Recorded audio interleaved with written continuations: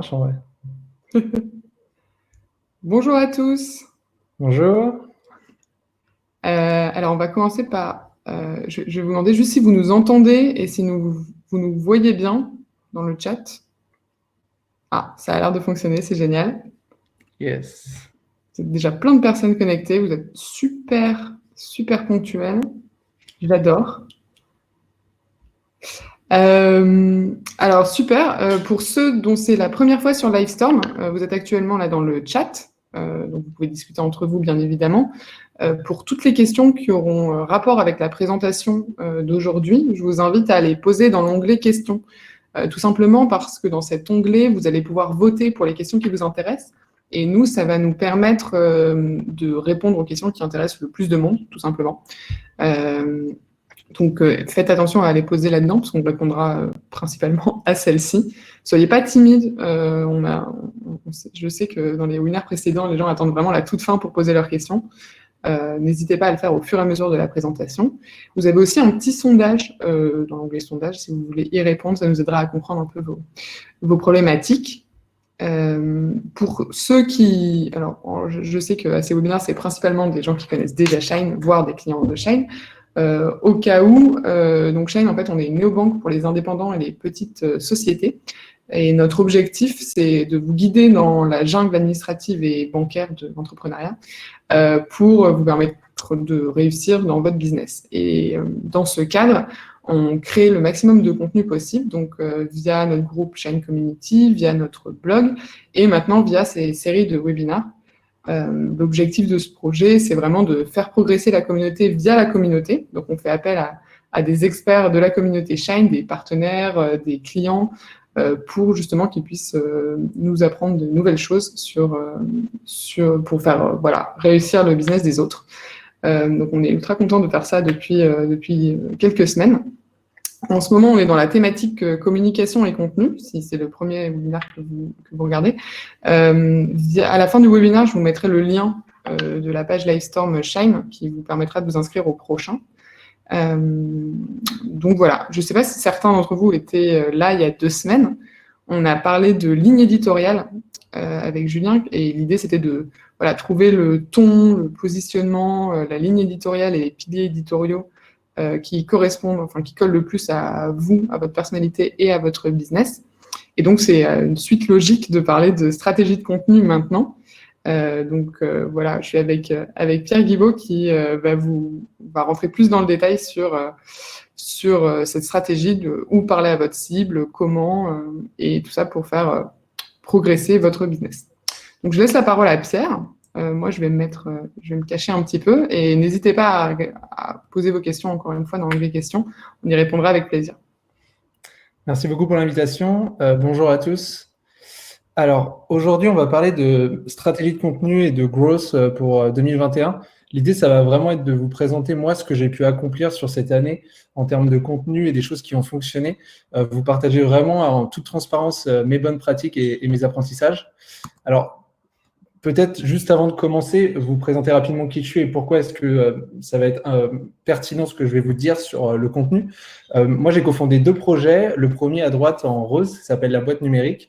Avec un ami qui s'appelle Théo, on documente depuis 1 an et demi, 2 ans nos apprentissages et nos bonnes pratiques en tant qu'indépendant. Donc, on le fait à travers des guides complets. Donc, quand je dis un guide et pas un article, c'est parce que quand on va rédiger un guide, on va le rédiger entre 5000 et 12 000 mots. Cette année, on a fait 2 formations vidéo d'environ 40 vidéos par formation pour aider les indépendants à développer leur activité, trouver des clients et aussi à créer leur site internet. On a une newsletter bi-hebdomadaire, donc on envoie 2 emails par semaine avec des actions concrètes à mettre en place pour développer son activité d'indépendant. Et on a un compte Instagram pour rire quand on est indépendant, c'est-à-dire qu'on partage des mèmes sur la vie d'indépendant pour juste se détendre et passer un bon moment. Donc ça, c'est sur la partie la boîte numérique, donc beaucoup de contenu et le contenu est 100% gratuit. Ensuite, il y a Marketing Flow que j'ai cofondé avec une amie où en fait le projet c'est de former des startups à impact au growth marketing et ça on le fait via un programme de formation en 3 étapes.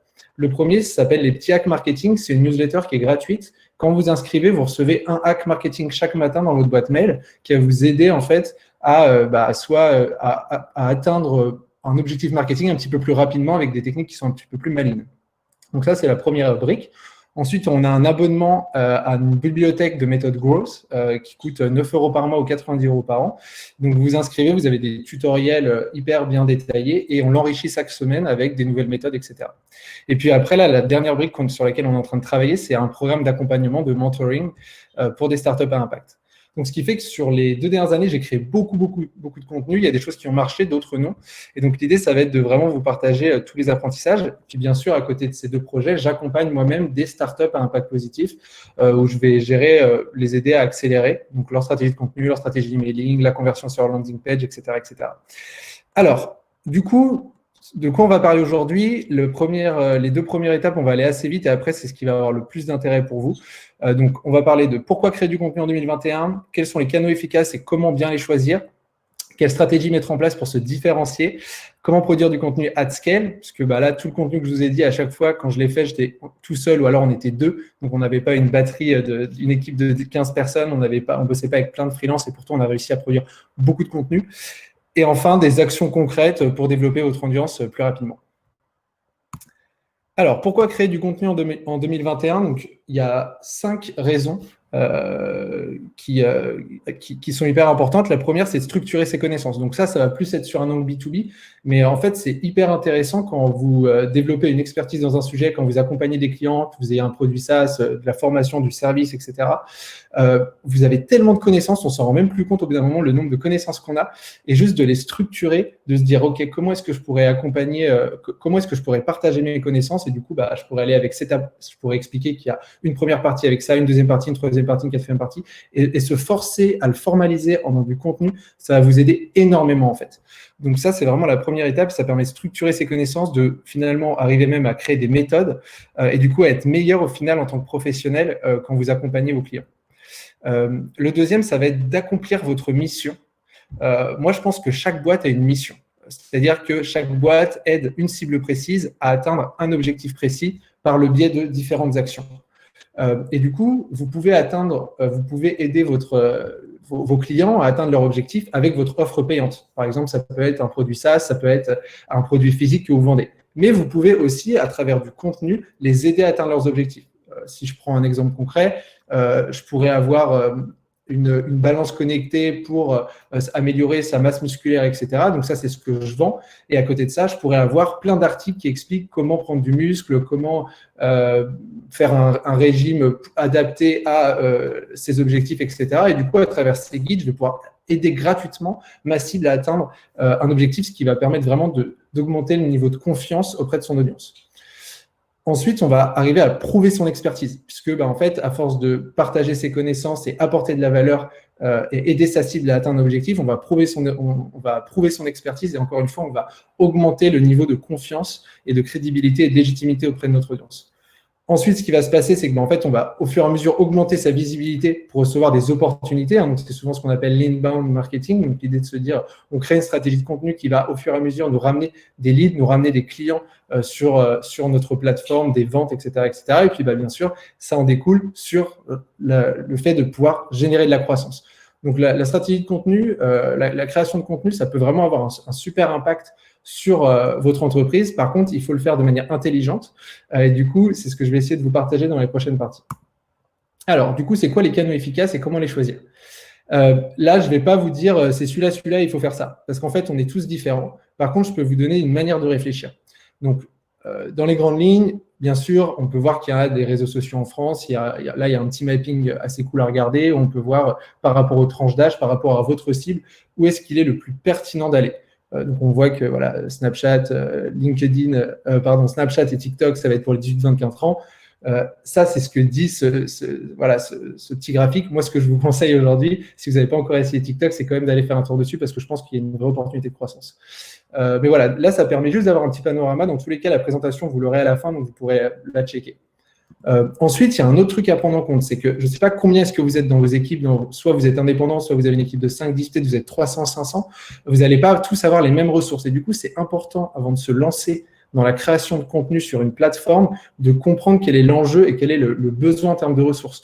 Donc là, moi, c'est un petit tableau que je me suis fait sur, en fait, qu'est-ce que ça va demander en termes de compétences. Donc, on voit que par exemple, YouTube, ça demande le fait de devoir s'exprimer, parler devant la caméra, de devoir filmer, de devoir monter, de devoir rédiger, parce que bien sûr, il y a des descriptions, il y a des titres, il y a des miniatures, il y a des posts après pour en faire la promotion, et puis des illustrations, par exemple, pour la miniature. Alors qu'il y en a d'autres qui sont beaucoup moins chronophages en termes de temps par rapport à ce que ça demande en termes de ressources. Alors bien sûr, il est tout à fait possible de se dire, par exemple, LinkedIn, j'ai juste dit rédiger. Aujourd'hui, il y a les carousels qui se développent de plus en plus, donc on pourrait dire, effectivement, il faut illustrer. J'ai vraiment coché les cases qui permettent de se lancer sur un canal avec le minimum. Après, bien sûr, vous pouvez toujours vous développer. C'est pareil, le podcast, vous pouvez très bien aujourd'hui aussi vous filmer et mettre un épisode de podcast sur YouTube. Mais l'idée, c'est vraiment d'avoir en tête que si vous allez sur un canal, l'idée, c'est de le faire bien, d'aller à fond. Et du coup, il faut avoir conscience du temps que ça va prendre et des ressources que ça va vous demander et des compétences que ça va vous demander. Du coup, c'est quoi les 3 éléments alignés pour choisir un canal? La première question, c'est qui est ma cible et où est-ce qu'elle consomme du contenu? Et ça, vous pouvez le voir à travers des données, comme j'ai pu vous le montrer sur le graphe, mais le plus important, ça va être de leur demander.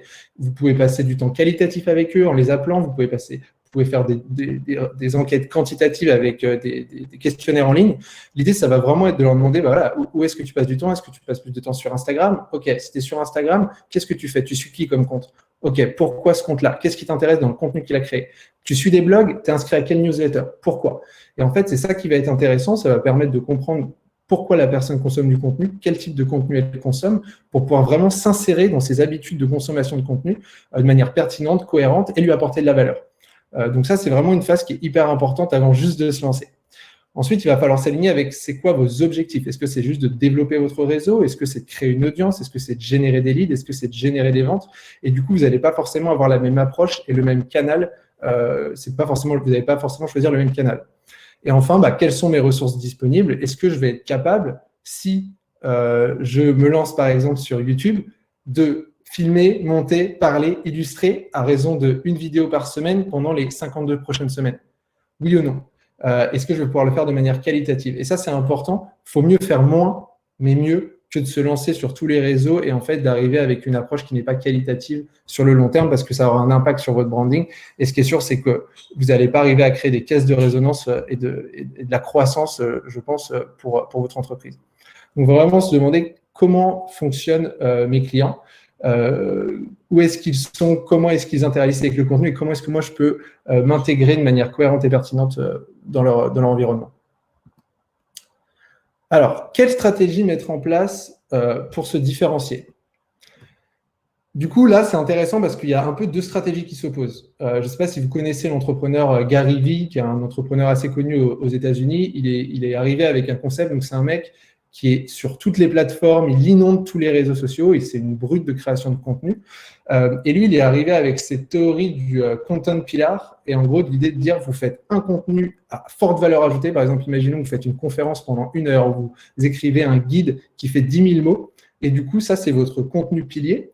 Et du coup, ce contenu pilier, vous allez vous en servir pour, le partager à votre audience, mais après, vous allez prendre des petits bouts de ce contenu et vous allez pouvoir du coup le disperser, entre guillemets, le distribuer sur toutes les plateformes pour pouvoir vraiment l'utiliser à son maximum. Ce qui fait qu'en fait, vous avez 2-3 canaux qui sont hyper costauds et les autres, c'est vraiment pour distribuer. Je pense que c'est sûr et certain que c'est une stratégie qui fonctionne. Moi, celle que j'aime mettre en place, c'est plutôt de se dire d'essayer de trouver une stratégie de contenu qui soit unique à chaque canal, comme si chaque canal, en fait, comme si votre contenu sur chaque canal était un nouveau produit. Ça veut dire quoi? Ça veut dire que sur la forme, il faut avoir une proposition de valeur simple avec une promesse claire et tenir un rythme régulier. Donc, c'est-à-dire que si je dois m'abonner à une newsletter, d'essayer de faire du contenu, une newsletter, il faut que vous me disiez pourquoi est-ce que je dois m'abonner à ta newsletter, quel est le bénéfice, quel bénéfice ça va m'apporter, quel objectif tu vas m'aider à atteindre et à quel moment, à quel rythme est-ce que tu vas me distribuer ce contenu pour m'aider à atteindre cet objectif. Si c'était un blog, ok, tu publies des articles, ces articles, ils vont me servir à quoi? Ils vont m'aider à atteindre quel objectif, à quel rythme est-ce que tu vas en produire, etc., etc. Et donc, c'est ça qui est hyper, hyper important parce que ça permet vraiment de clarifier son approche et de maximiser en fait la conversion auprès des utilisateurs qui vont être touchés par la création du contenu. Donc ça, c'est plus sur la forme. Et après, sur le fond, moi, je me suis créé, à force de créer plein de contenu, j'ai trouvé des patterns entre toutes mes phases de création de contenu. Et du coup, je me suis trouvé deux méthodologies à suivre pour m'assurer que je crée du contenu de qualité. Donc ça va plus être sur du B2B, mais en gros, je me suis créé un acronyme qui s'appelle SAVA. Et du coup, l'idée, c'est qu'à chaque fois que je regarde un contenu, je me demande est-ce que, ma cible, mes utilisateurs, mes lecteurs vont comprendre. C'est-à-dire que est-ce que mon contenu, il est assez simple, il est assez clair pour être compris en une seconde. Le deuxième, ça va être apprendre. Est-ce que mon contenu, il est assez complet et il est assez unique pour que je puisse apprendre quelque chose à mon audience. Et il faut savoir que des fois, on a des audiences qui sont hyper avancées dans son domaine d'expertise et d'autres qui le sont beaucoup moins. Donc, c'est-à-dire qu'il faut arriver à adapter pour qu'une personne qui est débutante apprenne des choses et les comprenne, et quelqu'un qui est avancé apprenne quand même quelque chose. Ensuite, visualiser. Est-ce que mon contenu il est assez concret? C'est-à-dire, est-ce que je mets assez d'exemples, de screenshots pour que la personne arrive à se projeter, à se dire « Ah d'accord, c'est comme ça que ça marche. Ok, j'arrive à voir comment ça marche et je vois comment est-ce que potentiellement je pourrais l'utiliser pour mon entreprise. » Et ensuite, on a agir. Est-ce que mon contenu est assez actionnable? Donc, est-ce que à la fin de mon contenu ou pendant le contenu, je suis assez clair sur les étapes à suivre, sur les choses qu'il va falloir mettre en place pour, sur les actions à mettre en place pour en fait suivre les conseils partagés dans le contenu. Moi, je vois trop de contenu aujourd'hui. On me dit par exemple, en fait, ce qui est important pour un site internet, pour convertir, c'est qu'il soit mobile friendly. Ok, et du coup, on fait comment là? On se dit ça maintenant, ok, ensemble, là, mobile friendly, d'accord, on fait quoi? Comment est-ce qu'on s'assure qu'il soit mobile friendly? Je fais quoi? Je télécharge un plugin? Comment je m'assure qu'il soit nickel, etc. Et en fait, du coup, la majorité des contenus, je trouve, s'arrêtent à en fait juste dire ce qu'il faut faire, ils n'expliquent pas comment le faire. Et du coup, je trouve que la valeur, elle n'est pas assez forte. Donc ça, c'est pour le fond, sur le fait de créer un contenu à forte valeur ajoutée. En tout cas, moi, c'est la recette que j'emploie. Ensuite, il y a un côté où votre contenu, ça va être important d'avoir un copywriting qui soit adapté à votre cible. Et du coup, quand moi, je vais partager mon contenu avec un certain message, quand je vais vouloir le distribuer ou même à l'intérieur de la création de mon contenu, je vais essayer de toujours penser à cet acronyme que j'ai créé qui s'appelle CAPS.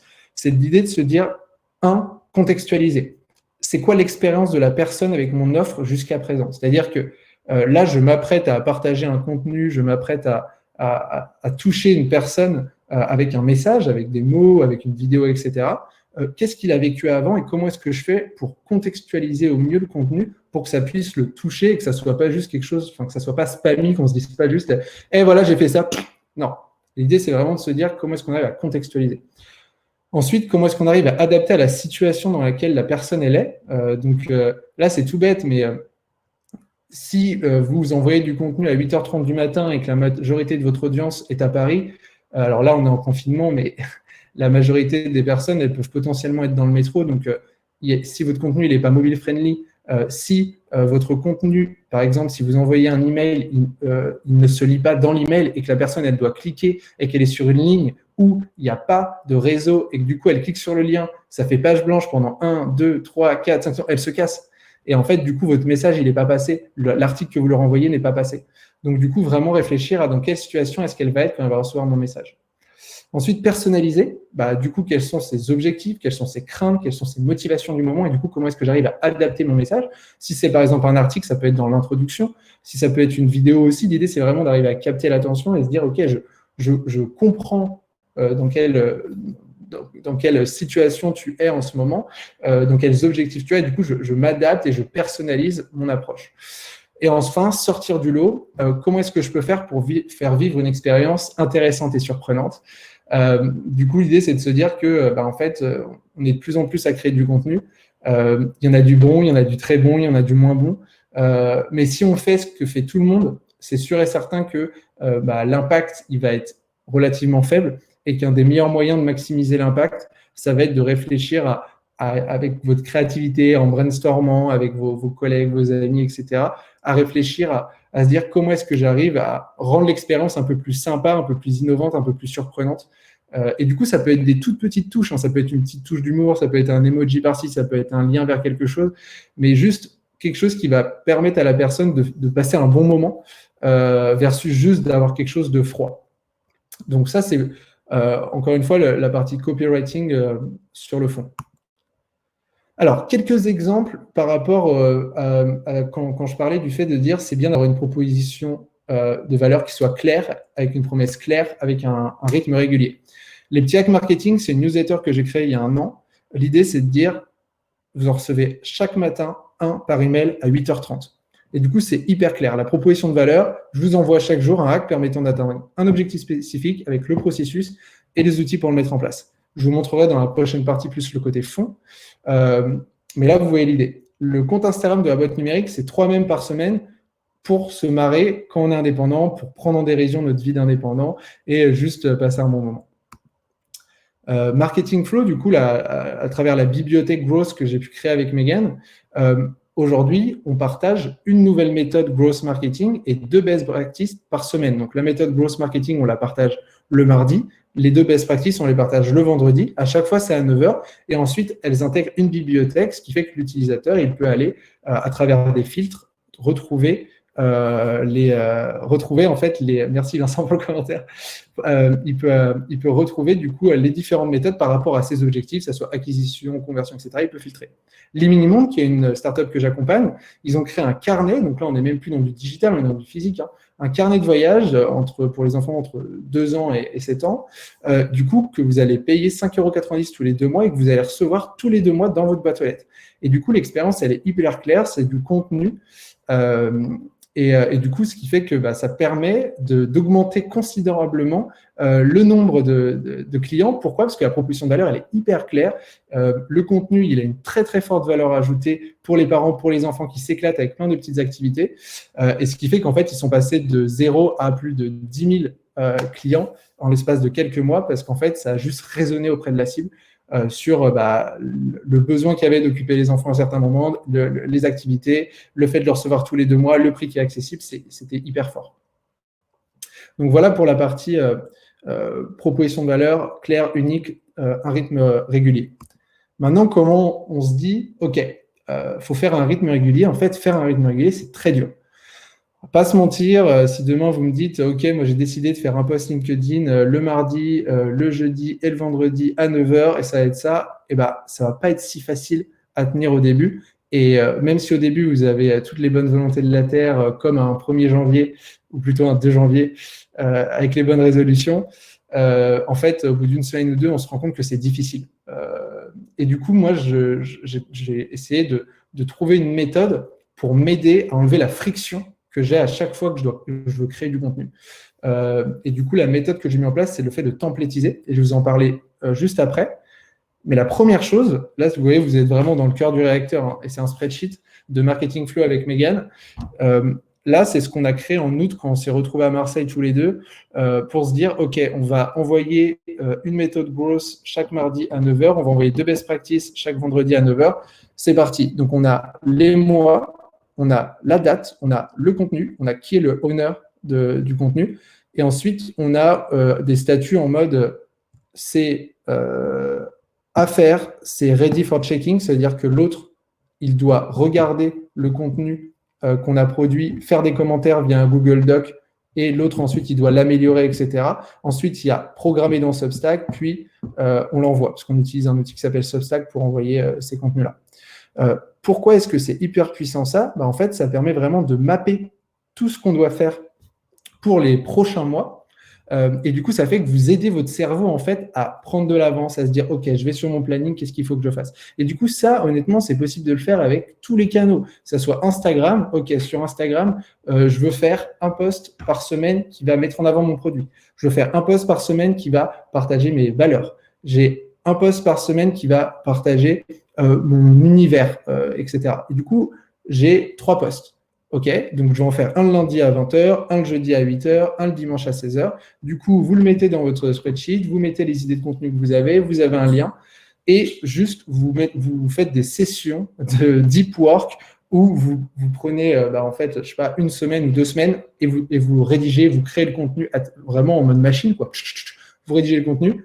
Une fois que vous avez fait une V1, c'est hyper important par contre d'avoir un buddy, d'avoir quelqu'un qui peut revoir parce que jamais votre contenu sera très bon sur la première version, ni sur la deuxième, ni sur la troisième, hein, si vous voulez tout savoir.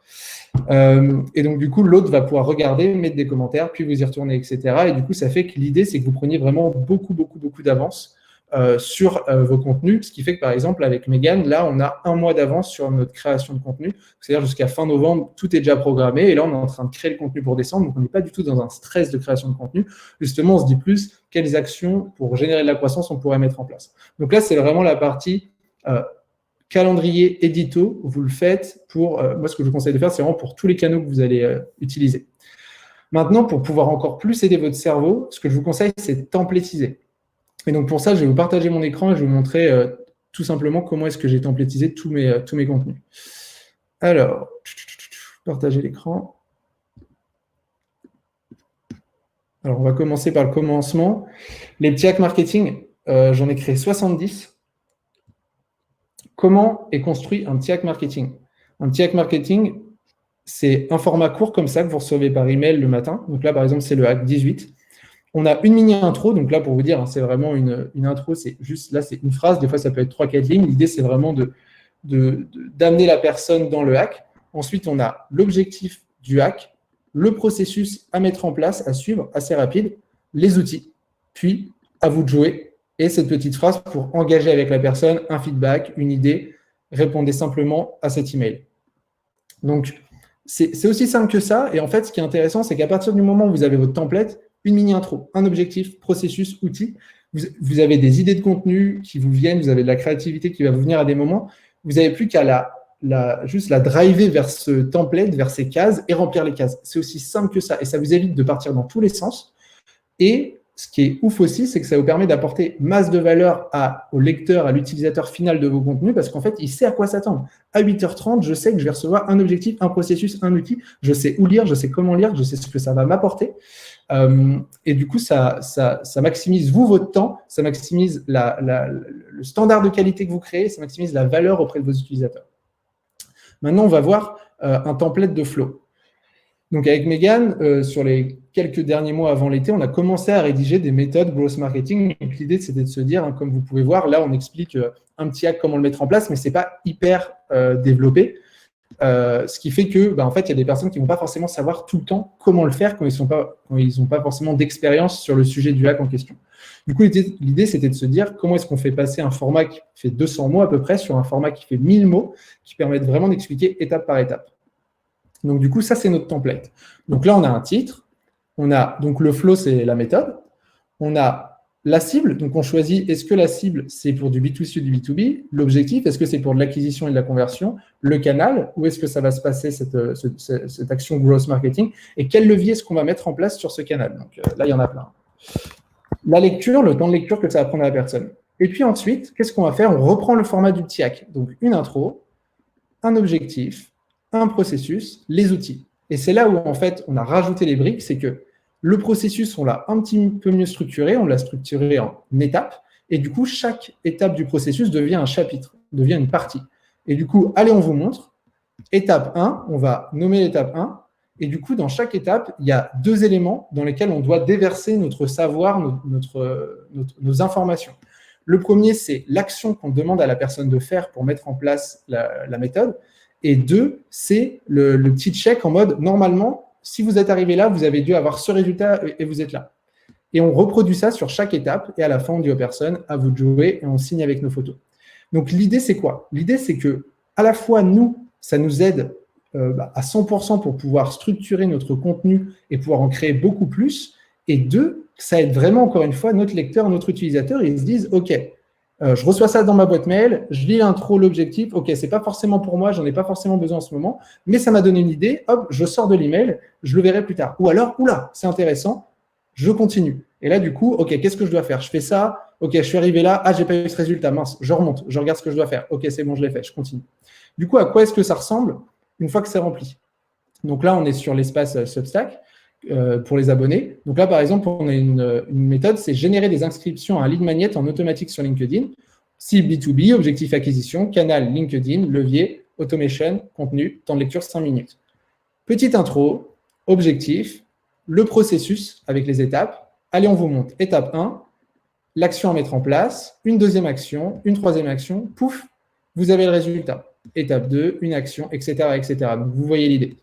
Je peux encore aller plus loin. Je peux vous montrer comment est-ce qu'on a réussi à créer 80 vidéos de formation avec Théo sur la boîte numérique. On a templétisé toute notre formation avec des slides. Donc, sur la boîte numérique, si vous êtes indépendant, vous pouvez y aller. Il y a 2 formations qui sont gratuites, qui sont complètes pour développer votre activité d'indépendant. Donc, par exemple, celle-ci, vous arrivez dessus, faire décoller son activité d'indépendant. Et là, vous voyez, il y a énormément de cours. Chaque lien est une vidéo. Donc, si vous arrivez là-dessus, déterminer les 6 piliers de son positionnement d'indépendant. Comment est-ce qu'on l'a créé? À chaque fois, on avait le même template. C'était une slide avec le titre, une deuxième slide avec c'est quoi le thème qu'on est en train de parler et pourquoi c'est important, parce qu'on pensait que c'était important d'expliquer aux personnes pourquoi est-ce qu'on faisait les choses. Ensuite, du coup, on déroule sur ce qu'il faut faire, tac, tac, tac, tac, tac. Et après, on a tout le temps une slide template pour aider la personne à le faire, une slide exemple pour montrer quand le template est rempli, ce que ça donne, et ensuite par où commencer. Et donc là, vous voyez, ça doit résonner normalement auprès de vous, là, quand je vous ai parlé de la méthode SAVA, le côté actionnable, le côté visualisé, là, on est en plein dedans, le côté actionnable, et là, on est en mode par où commencer. Vous commencez par lister les 6 piliers, vous copiez et complétez le template, vous travaillez la cohérence, et vous reprenez le template tous les 2 mois. Ce qui fait que ça aide vraiment la personne, et nous, une fois qu'on avait ce template de slide, il n'y avait plus qu'à déverser nos connaissances dedans, remplir les cases et enchaîner. Hop. Alors, je vais revenir à la présentation. Désactiver le partage d'écran, yes. Donc, l'idée vraiment en tout cas, moi, c'est mon approche et ce qui m'a permis vraiment de créer beaucoup de contenu, c'est un calendrier édito et le fait de templétiser toute votre approche. Ça va prendre du temps au début. Alors, évidemment, quand on veut automatiser des choses, on prend du temps au début à le mettre en place. Mais le truc, c'est qu'à la fin, vous allez gagner un temps de malade et ça va se ressentir, vous, dans votre sérénité à créer du contenu, parce que vous allez avoir beaucoup d'avance et ça va se ressentir auprès de vos utilisateurs, vos lecteurs qui vont dire merci parce que ça leur apporte vraiment de la valeur et ça les aide à atteindre leur objectif. Alors, du coup, quelles actions mettre en place pour développer son audience plus rapidement? Là, je ne vais pas rentrer dans un détail de fou, mais je veux juste aborder 2 points. Le premier, c'est maximiser la viralité. Comment on fait? En fait, on reprend les différents éléments que j'ai pu partager. C'est une proposition de valeur claire, c'est-à-dire que vous ne pouvez pas maximiser le bouche à oreille si une personne n'est pas capable de dire en une phrase ce que vous faites et ce que vous lui apportez. Donc, il faut que ça soit clair comme de l'eau de roche. Le deuxième pilier, c'est apporter un maximum de valeur. Moi, personnellement, quand je vais créer un contenu, j'essaie de me dire, si c'est un article, par exemple, ou un guide, ou je ne sais pas, autre chose, je me dis, est-ce que la personne, quand elle va le voir, elle va potentiellement faire une des 2 actions, le mettre en favori ou le partager à quelqu'un qui pourrait être intéressé. Si je me dis que ça ne coche pas au moins une de ces 2 cases, ça veut dire qu'il faut que j'améliore mon contenu. Donc, il y a vraiment cette idée d'apporter de la valeur. Et ensuite, faciliter le partage et l'onboarding. Qu'est-ce que ça veut dire? Ça veut dire que dans tous les canaux que vous allez pouvoir développer, il va y avoir des éléments que vous allez pouvoir améliorer. Je prends un exemple concret, la newsletter Les Petits Hacks Marketing. Si vous vous inscrivez, si vous allez sur marketingflow.fr, là vous inscrivez, vous allez voir que vous arrivez sur une page de confirmation. Cette page de confirmation, qu'est-ce qu'elle vous dit? Elle vous explique que vous venez de recevoir le premier hack. Du coup, il faut aller dans votre boîte mail tout de suite. Et qu'ensuite, vous allez recevoir à 8h30 tous les jours, du lundi au vendredi. Et que si vous ne les avez pas, c'est potentiellement qu'ils sont dans vos spams. Donc, l'idée, c'est vraiment de partager les bonnes pratiques à la personne, de lui expliquer ce qu'elle va vivre comme expérience pour qu'elle puisse se projeter, qu'elle sache à quoi s'attendre. Et que, du coup, si elle a envie de se désabonner, elle se désabonne, il n'y a aucun souci, mais au moins, elle sait ce qui va se passer. Quand vous recevez un petit hack marketing dans votre boîte mail et si vous le partagez à un ami, il y a un call to action en bas de chaque email qui s'appelle « Recevoir le premier hack ». Ce qui fait que si vous, aujourd'hui, vous recevez le premier email, vous le partagez à un ami, elle va le lire, elle va descendre, elle va lire « Recevoir le premier hack ». Le copywriting est basé sur les bénéfices pour elle, le bénéfice instantané, et pas juste s'inscrire, et du coup, elle va y aller. Donc ça, c'est des petits tips, mais c'est intéressant de l'avoir en tête, c'est de se dire, voilà, si c'est un guide, si c'est une vidéo YouTube, si c'est un post LinkedIn, etc., comment est-ce qu'on fait pour faciliter la vie aux gens qui aimeraient le partager, aux gens qui aimeraient s'inscrire. Et du coup, il faut être vraiment dans de la clarté sur pourquoi est-ce que la personne doit s'abonner et quel est l'intérêt pour elle de vous suivre. Et ensuite, vous pouvez amplifier la distribution et l'impact de votre stratégie de contenu grâce à différentes actions. Ça va dépendre si vous êtes en B2C ou en B2B. Généralement, ce qui va bien marcher en B2C, ça va être de faire du co-marketing, des jeux concours. Par exemple, c'est quelque chose que les Mini-Mondes mettent beaucoup en place. Je vous conseille d'aller voir leur compte Instagram, il est vraiment super. Donc les Mini-Mondes, pour ceux qui ne connaissent pas, c'est une marque de jouets recyclés 100% fait en France. Et du coup, de temps en temps, ça peut être une fois toutes les 2 semaines par exemple, ils vont s'associer à une autre marque Made in France ou à une autre marque à destination des parents, parce qu'ils font des jouets, les Mini-Mondes. Et du coup, ils vont faire un visuel avec les 2 produits. Ils vont dire, voilà, si vous vous abonnez, si vous commentez, etc. Donc, on est vraiment dans le côté jeu concours, co-marketing. Et du coup, ça peut vraiment générer directement beaucoup plus de valeur. Pourquoi? Alors, le nom de la marque de jouets, c'est les Mini-Mondes. Pourquoi est-ce que ça marche? Parce que, 1, vous apportez de la valeur à l'audience, 2, c'est pertinent, c'est cohérent, etc. etc. Pour ce qui va être du B2B, ce qui est intéressant, c'est que quand vous créez du contenu, encore une fois, vous aidez gratuitement votre cible à atteindre un objectif. Donc, vous pouvez vraiment avoir une approche où vous pouvez contacter les gens sans vendre, de manière totalement désintéressée. Et ça, c'est fort, en fait. Ça fait du bien aujourd'hui de ne pas se taper des emails infâmes ou des messages infâmes sur LinkedIn sur bonjour, je fais ça, on fait ça, et en fait, qui ne sont pas à propos de vous, mais qui sont à propos des entreprises. Et je pense qu'on le vit tous chaque semaine, et ce n'est pas une bonne expérience. La bonne expérience, c'est plutôt de s'intéresser à son interlocuteur, personnaliser l'approche. Si je vous donne un exemple concret de ce que j'envoie moi sur LinkedIn pour partager les petits hacks marketing, j'envoie par exemple Hello Vincent, j'ai vu que tu faisais du marketing, parce que par exemple la personne elle a marqué qu'elle faisait du marketing dans son titre.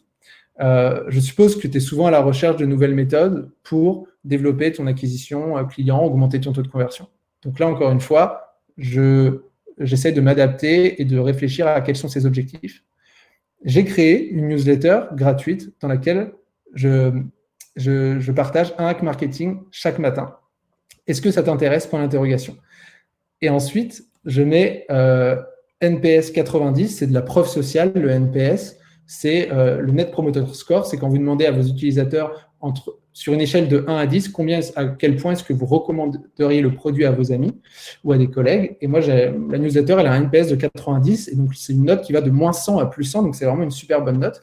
Et donc, je sais que si je m'adresse à un marketeur, potentiellement, il va savoir ce que c'est, ça va lui donner envie. Ce qui est intéressant dans ce message-là, c'est la question, est-ce que ça m'intéresse? Est-ce que ça vous intéresse? Et du coup, je ne suis pas en train de partager le lien. Je ne suis pas là en train de dire, tiens, c'est ça. Non, j'explique à la personne que peut-être ça peut l'intéresser, je personnalise et je demande, et si ça lui intéresse, je lui envoie le lien. Sinon, je ne lui envoie pas le lien, il n'y a aucun souci. Mais d'envoyer des messages à des gens, moi, vous voyez, quand je suis sur mon smartphone et je vois un message sur LinkedIn, il faut que je scrolle vers le haut 1 fois, 2 fois, 3 fois pour lire le début du message. Je me dis, c'est pas possible de faire ça, quoi. Parce que il faut s'adapter, encore une fois, à la situation et dans quel contexte est-ce qu'on contacte la personne. Si vous contactez la personne en MP sur LinkedIn, elle est sur son smartphone 90% du temps et du coup, elle n'a pas que ça à faire. Si vous envoyez un email, par contre, c'est différent. Vous pouvez potentiellement rajouter un petit peu plus de texte, mais encore une fois, vous n'êtes pas là pour écrire des lignes et des lignes. L'idée, c'est vraiment de parler, d'expliquer à la personne pourquoi est-ce que ça va être intéressant pour elle, pourquoi est-ce qu'elle en a besoin et pourquoi est-ce que vous pensez que ça peut l'aider. Il faut que ça soit à propos de votre client. Il ne faut jamais que ça soit à propos de vous. Je pense que c'est le meilleur moyen de pouvoir les aider. Donc ça, c'est pour le côté MP, post LinkedIn, cold emailing. Les posts LinkedIn, c'est pareil, c'est tout à fait possible de partager du contenu sur LinkedIn en faisant des posts. Aujourd'hui, il existe plein de méthodes, l'algorithme, il bouge tout le temps. Il y a des choses qui marchent mieux que d'autres. Par exemple, le fait de dire le lien est en commentaire, pourquoi est-ce que les gens disent ça aujourd'hui? Vous l'avez forcément vu passer, puisque quand on clique quand une personne clique sur commentaire pour cliquer sur votre lien, ça envoie un signal d'engagement à l'algorithme LinkedIn et du coup, c'est positif pour montrer votre post à plus de personnes. Aujourd'hui, il y a même des personnes qui disent commenter pour le recevoir. Pourquoi? Parce que ça envoie un signal d'engagement encore plus positif. Donc, c'est des choses qu'il faut tester. L'idée, c'est toujours de se dire, encore une fois, pause. C'est pas parce que tout le monde le fait qu'il faut le faire. Quelle est ma cible? Comment est-ce qu'elle consomme le contenu? Comment est-ce que je peux lui apporter de la valeur? Comment est-ce que j'essaye d'être la personne qui l'aide ou l'entreprise qui l'aide le plus dans ses objectifs du quotidien? Et je pense que si vous avez cette démarche en tête, c'est sûr et certain que votre stratégie de contenu, elle va porter ses fruits sur le long terme. Donc voilà, et du coup, moi, je pense que j'ai à peu près terminé. Voilà, les petits call to action, hein, comme d'habitude, il faut que ça soit actionnable. Donc, si vous êtes CEO, marketeur, vous voulez vous former au growth and marketing, vous pouvez vous rendre sur marketingflow.fr. Comme je disais, vous avez les petits hacks marketing dans un premier temps, c'est une newsletter qui est gratuite. Si vous voulez vraiment apprendre comment faire étape par étape, monter en compétences de manière plus drastique, on a la bibliothèque qui est accessible. Et puis après, si vous êtes indépendant, freelance, vous souhaitez développer votre activité, ça se passe sur la boîte numérique, il y a des guides, il y a des formations, il y a des newsletters, tout est là pour vous aider, quoi. Merci beaucoup, Pierre. C'était super intense et très intéressant et actionnable comme du coup tu as l'habitude de faire. Alors, je vais prendre une petite question. Je vois que tu as plein de fans dans le chat. Merci beaucoup de vous répondre les uns aux autres d'ailleurs pour mettre en avant les liens et les boîtes dont Pierre parlait. Alors, on va prendre quelques questions. Alors, je sais que des fois, c'est très frustrant parce que je me retrouve souvent dans des webinars où la réponse est souvent « ça dépend ». Je sens qu'on va en avoir encore. Alors, la première question, elle a un rapport avec les contenus liés à l'actualité. Typiquement, quand tu as des publications qui sont programmées, comment tu fais pour gérer une actualité chaude sur un moment T à laquelle il faut réagir sur la journée? Carrément. En fait, je pense que c'est là tout le travail de templétiser votre approche pour qu'en fait, je pense qu'il y a des posts, il y a du contenu qui va être plus evergreen. Et du coup, ça, c'est hyper important de le créer. C'est-à-dire que ça va être du contenu qui va apporter de la valeur à votre cible aujourd'hui, demain, dans 6 mois, dans 1 an, dans 2 ans. Et ça, c'est ouf parce que, en fait, il y a des personnes qui vont découvrir votre entreprise, votre blog, votre chaîne YouTube, etc. dans 2 ans. Et vous allez quand même réussir à les aider et ça va maximiser, en fait, du coup, votre confiance, la légitimité, la crédibilité. Et du coup, c'est pour ça que c'est hyper important de templétiser et de planifier. Quand vous faites ça, du coup, vous avez 1 mois, 2 mois d'avance sur toute votre stratégie de contenu. Ça veut dire que vous pouvez être hyper réactif et proactif par rapport à ce qui se passe dans l'actualité. Et du coup, c'est plutôt ça l'intérêt, c'est de se dire que l'actualité, elle va vous tomber dessus. Vous ne pouvez pas forcément la prévoir. Vous pouvez avoir des idées créatives en mode… là, j'ai vu par exemple que, je crois que c'est la chaîne Ibis qui avait fait un petit schéma assez marrant en disant soit vous payez 135 € d'amende parce que vous êtes balayé dans la rue, soit vous payez 135 € et vous avez une nuit d'hôtel chez nous avec le dîner du soir et le petit-déj. Et ça, c'est le genre de truc que vous pouvez créer si vous avez du temps de cerveau disponible, si vous n'êtes pas sous l'eau à vous dire mince, pour mardi, il faut faire la newsletter, pour machin. Et du coup, l'idée, c'est justement de vous dégager du temps en templétisant et en planifiant toutes vos stratégies de contenu qui va être plus sur les piliers de votre marque et de votre entreprise pour avoir du temps justement pour pouvoir créer du contenu qui soit adapté à l'actualité. Génial. Alors, il y a Léa qui demande combien de temps est-ce que tu recommanderais de passer combien de temps tu recommanderais de passer sur la création de contenu justement gratuit versus ton activité qui te rapporte justement du CA? Est-ce que tu as une règle, un ratio, alors soit du contenu gratuit plus contenu payant, soit juste ton activité de freelance, entrepreneur, peu importe? Ouais. Je pense que ça dépend beaucoup de l'activité en question. Typiquement, pour vous donner l'exemple de Les Mini-Mondes, c'est une startup qui fait des jouets.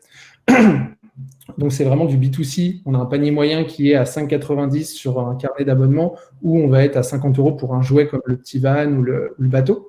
Eux, ils sont dans l'obligation de faire beaucoup de contenu.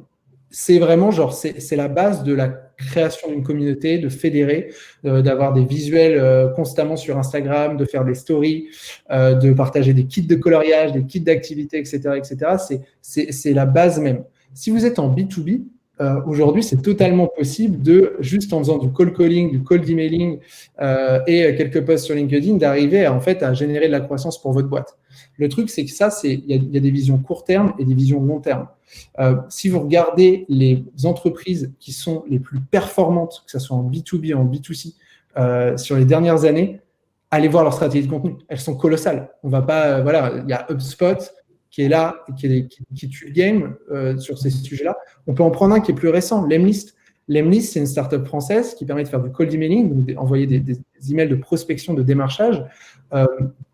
Ils ont un blog, ils ont un groupe Facebook, etc. Aujourd'hui, ils sont à 3 millions de revenus récurrents annuels. J'ai fait un call avec Guillaume, qui est CEO l'autre jour. Et en fait, vous voulez savoir ce que c'est l'envers du décor? L'envers du décor, c'est que Guillaume, pendant 1 an et demi, il a répondu à tous les commentaires sur le groupe Facebook qui était Sales, une communauté de personnes qui faisaient du sales par email. Et donc, du coup, ça prend du temps. Ça prend du temps, ça va dépendre de à quel point est-ce que vous voulez en fait développer votre croissance sur le long terme. Ce qui est sûr, c'est qu'il y aura un impact sur la croissance sur le long terme. Ça prend énormément de temps, ça dépend de votre secteur et ça dépend aussi de votre capacité, de vos équipes, etc. Donc, c'est très dur de répondre à cette question.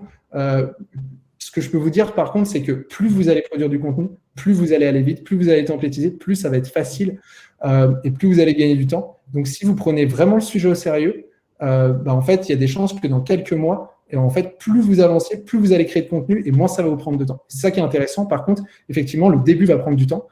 Ça peut prendre mais plusieurs jours par semaine. Et du coup, effectivement, si vous êtes là en train de vous dire, moi, j'ai des calls à faire avec des clients et des démos, etc., c'est le plus important, évidemment. Si vous avez des clients avec qui faire des calls, faites-les, c'est ça le plus important. Par contre, si vous voyez que vous pouvez avoir des ressources supplémentaires pour vous aider, que vous voulez générer plus de croissance, vous avez plus d'ambition, il va falloir investir dans le contenu, il va falloir y passer du temps. Et ça, c'est obligatoire. Oui, effectivement. En fait, c'est pas vraiment la quantité de contenu, c'est plus on passe beaucoup de temps au départ. Et via ces méthodes-là, que je vous conseille d'appliquer, effectivement, vous allez être plus rapide, avoir plus d'automatisme et effectivement aller plus vite et surtout avoir des contenus effectivement qu'on peut réutiliser, repackager et des contenus qui sont valables l'année prochaine et que vous pourrez réutiliser pour des nouveaux clients qui vous découvrent que maintenant. Super. Alors, qu'est-ce que j'ai d'autre? Ah oui, j'avais vu passer, alors je pense que ça va être aussi, ça dépend, mais le contenu vidéo, est-ce que tu penses que c'est vraiment plus efficace que le contenu photo? J'ai pas plus d'infos sur l'endroit. Est-ce que Ludwig pourrait nous préciser à quel endroit en particulier? C'est vrai qu'on dit toujours que le contenu vidéo, ça fonctionne mieux, déjà sur les algorithmes, mais aussi sur les sites. Qu'est-ce que tu en penses? Je pense qu'effectivement, le contenu vidéo permet de plus engager, de partager beaucoup plus d'émotions à travers le message que l'on veut partager. D'ailleurs, si vous regardez dans le chat, je vais faire un petit dédicace et une pub à Cyril Dupré qui fait des vidéos très très cool, des super montages et qui s'occupe de tous les scripts et de plein de startups, qui a cette forte capacité à partager de l'émotion et à pousser à l'action pour des beaux projets à impact. Donc, si vous avez des projets vidéo, n'hésitez pas à le contacter. Mais effectivement, la vidéo, c'est puissant. Après, encore une fois, moi, je fais du growth marketing et la seule chose que je peux vous dire par rapport à mon état d'esprit sur growth marketing, c'est que il faut tester, il faut regarder les données et il faut itérer et A/B tester. Et il n'y a pas d'autre solution, quoi. Je ne pense pas qu'il faut se dire c'est ça qui marche et voilà, parce qu'en fait, les algorithmes, ils changent tout le temps. Les bonnes pratiques, elles évoluent constamment. Le meilleur moyen pour vous de sortir du lot, d'avoir un fort impact sur votre marché auprès de votre client, c'est d'avoir un niveau rythmé d'itération sur ce que vous mettez en place. Et du coup, est-ce que vous êtes capable de créer une vidéo le lundi, la publier, puis un visuel le mercredi, regarder la data, qu'est-ce qui marche pas, je fais une nouvelle vidéo avec un angle un peu différent la semaine d'après. Et là, du coup, ça va être le meilleur moyen pour en fait, améliorer votre approche versus juste se dire je fais de la vidéo parce que c'est ce qui marche en ce moment. Non, ce qui marche en ce moment, c'est quand vous regardez dans votre dashboard analytique et que vous voyez que ça fait des ventes. Ça marche. Le reste, c'est ce que disent les gens.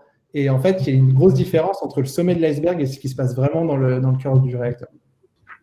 Ouais, je pense que c'est comme il y avait une question également sur la newsletter. Je pense que c'est toujours pareil. Ça dépend de ta cible, ça dépend de comment est-ce que tu te l'adresses. Est-ce que je pense qu'il y a quand même des best practices au niveau de la newsletter sur des jours auxquels vraiment ça n'a pas de sens ou des horaires auxquels ça n'a pas de sens en fonction de ta cible.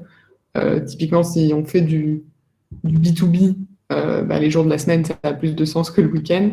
Est-ce que toi, tu as d'autres best practices sur le moment auquel c'est le plus efficace d'envoyer une newsletter, au-delà de ça dépend de ta cible et il faut tester? Ouais. Moi, pour vous dire mon retour, les petits hacks marketing, je l'ai envoyé à 8h30 du matin. Elle s'envoie à 8h30 tous les matins. Pourquoi ? parce que, alors déjà, les tech marketing, c'est à destination des marketeurs et des CEO et des respocom, etc. Moi, je suis marketeur, j'ai été marketeur en startup, etc. Et je sais que c'était à ce moment-là où je consommais du contenu, que ça soit quand j'étais dans des transports, soit quand je prenais un café. Et du coup, en fait, j'ai voulu associer ce moment de la vie d'un professionnel à le fait de consommer mon contenu. Et le fait est que j'ai reçu vraiment des centaines de messages à ce sujet en mode chez telle entreprise, c'est café et TIAC marketing. Donc, j'ai vraiment essayé de réfléchir à. Du coup, c'est vraiment cette question qui peut paraître bateau que j'ai mis dans les slides. Qui est ma cible? Comment est-ce qu'elle consomme le contenu? Qui est en fait hyper profonde et qui demande de vraiment faire des recherches. Moi, j'ai la chance de faire du contenu, entre guillemets, pour une cible qui est moi, de base. Donc, c'est plus facile que du coup, je connais assez bien. Mais du coup, si vous n'êtes pas la cible auquel vous vendez, passez du temps pour comprendre comment est-ce qu'ils consomment du contenu, où ça, de quelle manière, pour pouvoir. Parce qu'en fait, par exemple, il y a plein de gens qui vont dire faut pas envoyer d'email le lundi parce que le lundi, les gens ils sont tous dans leur boîte mail, etc. Et ben moi, j'ai déjà fait des calls avec des entrepreneurs qui faisaient des services de style un peu plus hobby, vacances, etc. Et ben le lundi, c'était le plus gros taux d'ouverture parce que les gens ils sont au taf, ils en ont déjà marre et en fait, ils ont besoin de vacances, ils ont besoin de se changer les idées et en fait, le taux d'ouverture était largement plus élevé. Et en fait, si on écoute tout le monde, ils nous diront bah non, pas le lundi, tout le monde est en mode inbox zéro, il faut mieux envoyer le mardi. Donc en fait, je reviens il faut tester, il faut connaître sa cible. Ouais, bien sûr. Puis même en fonction du contenu, si tu as une newsletter qui est très très longue, sur du long read, où tu fais pas forcément des liens vers des articles et que tu vas vraiment dans le détail, il y a effectivement peut-être que le lundi, les gens n'ont pas le temps, alors qu'un petit hack marketing, ça peut être très sympa. Et peut-être que ça sera plus le soir quand ils vont être dans leur trajet de retour du métro. Moi, je sais que mes newsletters de news, par exemple, j'aimais bien les lire le soir à 18h dans le métro. Par exemple, Time to Sign Off, je suppose. Ouais, Ce genre de. Voilà. Voilà. Hey. Bah ouais, bien sûr. Ouais. Merci beaucoup à tous. Alors, on me demande un exemple de calendrier édito, mais c'était dans une des slides, c'était la slide que tu nous avais montrée. Ouais, il y avait une slide, je pense, s'il récupère le PDF Ouais. pour le checker. Ouais. Pour Charlie.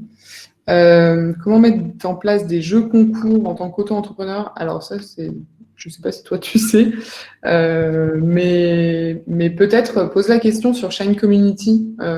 L'équipe Shine aura plus d'infos sur ces sujets admin. Peut-être que je peux juste donner un élément de réponse. Par exemple, nous, sur nos gros guides, qui sont sur la boîte numérique, le guide sur le personal branding, on l'a fait en co-marketing avec Noémie Kampf, qui est aussi indépendante sur le sujet du content marketing. Du coup, on l'a co-rédigé. Le guide sur les réseaux sociaux, on l'a fait du coup avec des personnes qui étaient experts dans leur domaine, que ce soit Pinterest, Twitter, etc. Et du coup, ça a permis de co-construire un contenu hyper complet, actionnable. Après, on le partageait à nos deux communautés, ce qui fait que ça permet de faire connaître et de faire grossir le brand. Donc là, c'est plus pour le côté co-marketing.